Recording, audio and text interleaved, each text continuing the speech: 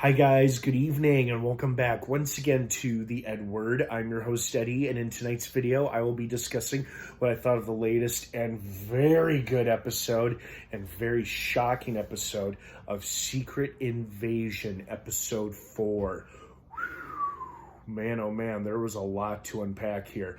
Before I get into all of that and I start dishing and talking spoilers, please be warned, this is a spoiler-filled review, and I mean a spoiler-filled review. If you're not caught up on Secret Invasion by today's episode, this episode, you do not want to keep watching or listening, as I will be discussing spoilers, plot details, character stuff, all that jazz. That being said, you have been warned. Let's dive right back into it. First and foremost, it was a nice change-up from what the first 3 episodes had been, which would get a real slow burn espionage thriller type of vibe, which I totally dug, by the way. I very much enjoyed it.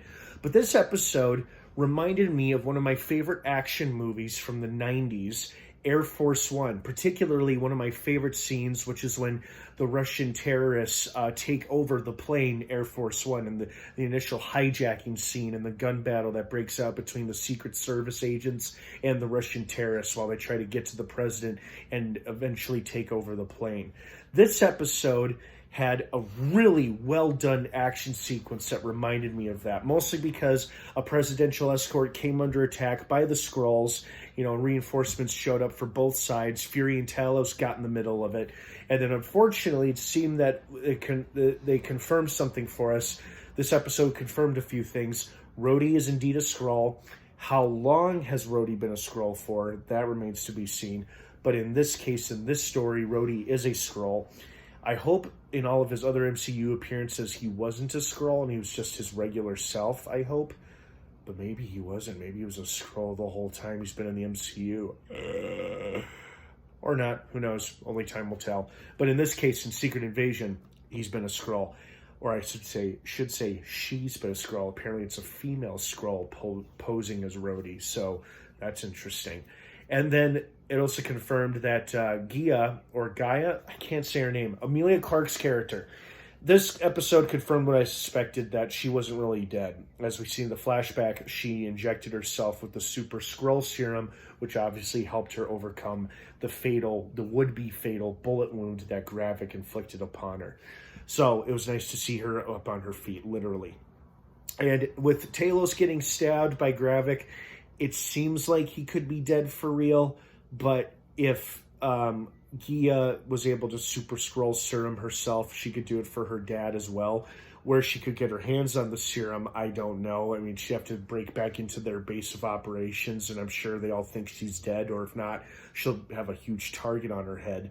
So I'm not entirely sold Talos is gone. It was still really sad to see him get impaled like that by that prick Gravik. God, I hate him. I hope somebody kills him for real.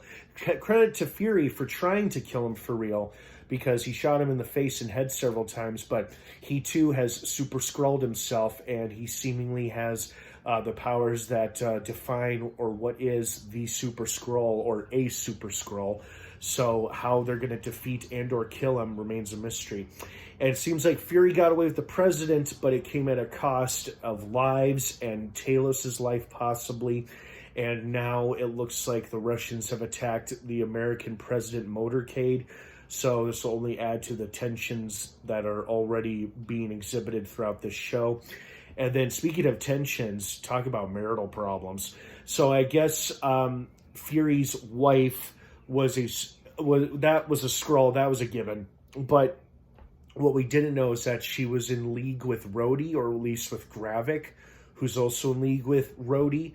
So, but she couldn't kill Fury despite her allegiance to them, because she made a promise to the woman whose form she took years ago when the human woman was on her deathbed. And I guess she had taken her form without Fury knowing, and the woman made her promise, don't hurt Fury. So she kept that promise, and that's why they both shot at each other, but both missed, probably intentionally. And then they kind of shook hands and parted ways.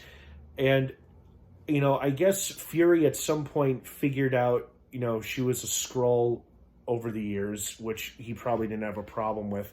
but obviously he had a problem with, realizing that she was in league with Rhodey and Gravik, but they seemed to part on pretty respectful terms. But it's also kind of sad the way they ended it too. It was very sad. It's like the end of was it ever a real relationship, or was it just for show for both species?